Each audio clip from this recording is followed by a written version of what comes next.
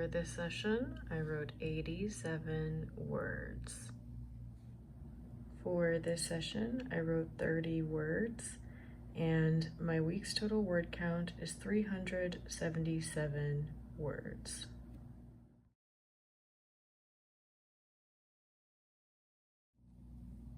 For this session, I wrote 46 words.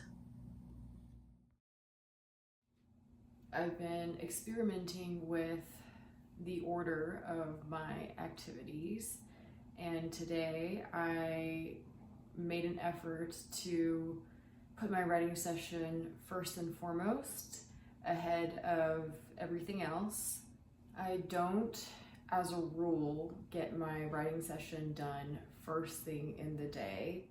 And this is because I don't want to create more rigidity around my process.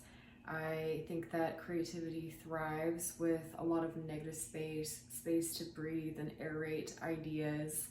However, as I have been increasing the intensity of my activities lately, I have been finding it more difficult to sit for a writing session when it is positioned maybe at the end of the day after a really busy and full day of activities.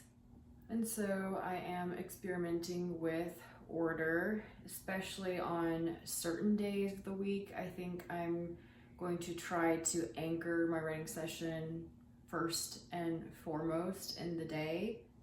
My writing being incredibly cerebrally demanding because I am blending poetry, prose, and philosophy.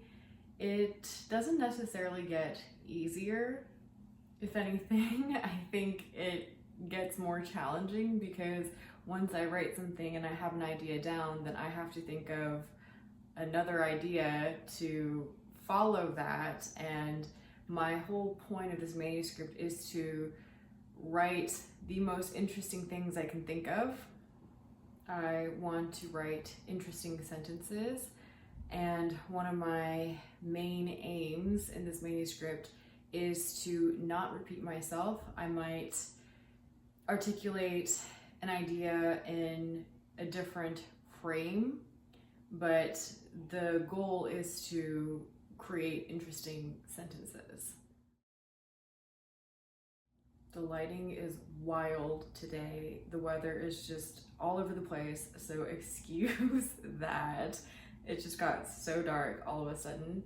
Anyways, in general, I am more of a line reader, meaning I read very carefully, and I think that comes from my appreciation of poetry and philosophy. Once upon a time, I loved to binge read, but I don't feel I really maximize my reading experience that way anymore. And even though it is way slower to read line by line, that is how I generally prefer to read now because I feel I get so much more out of reading that way. I loved to binge read because I found it supremely immersive, but over time I have found that it is very difficult to recreate that consistently, and sustaining a binge reading ability is impossible for me. Sustainability is out of the question if I'm trying to binge read all of my books. But I have discovered that slow reading can also be incredibly immersive, though it is painstaking to begin with, and it is a skill that builds well.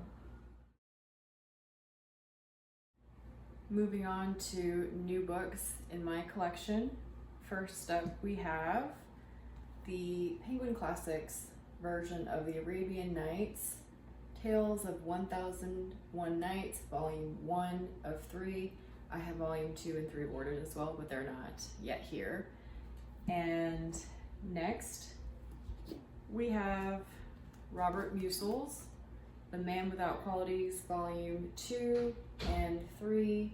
This is the Ethne Wilkins and Ernest Kaiser translation. Next up, we have volume 1 of 2 of the complete Sherlock Holmes. I also ordered volume 2, and that's on its way as well. It's a chunky book. And then we have The Art of War. I've always wanted a copy of this, but I haven't been able to decide on which one I wanted until I picked up this one. And then we have Mary Shelley's Frankenstein, which I've actually never read, so I'm very excited to get into this at some point when I do.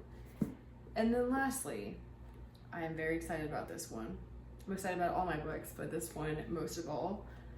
Russian Philosophy Volume 2, The Nihilists, the Populists, Critics of Religion and Culture. And for this one, I'm just going straight into volume 2 because this is the section that I'm most interested in learning about. And this is edited by James Eady, James Scanlan, and Mary Barbara Zeldin with the collaboration of George L. Klein. This is the first historical anthology of Russian philosophical thought from its origins to the present day, with new translations and critical and interpretive commentary. That is it for this vlog, and I will see you in the next one.